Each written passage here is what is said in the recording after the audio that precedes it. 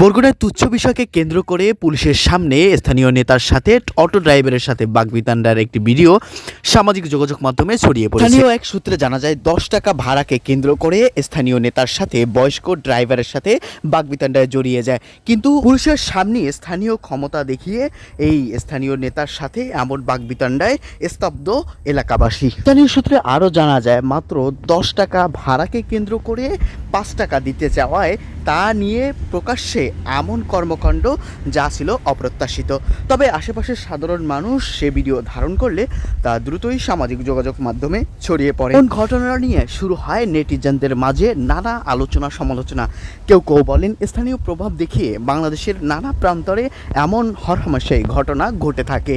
তাছাড়া পূর্ণ বয়স্ক বৃদ্ধ মানুষ যা বাবার বয়সী তার সাথে এমন বাগবিতণ্ডা যা কখনোই প্রত্যাশিত ছিল না। একজন বলে শুধু বরগুনা নয়, বাংলাদেশের নানা প্রান্তরে এমন ঘটনা ঘটে।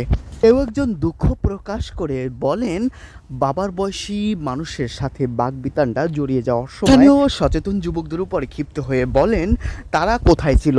এমন ঘটনা বাবার বয়সী মানুষ তার মানি সে বাবা সমতুল্য। এমন ঘটনা ঘটলে তার প্রতিবাদ সাথে সাথেই করতে হয়। একটা ছেলে হিসাবে বাবার এমন কর্মকাণ্ডে পিছিয়ে পড়া অথবা শুধু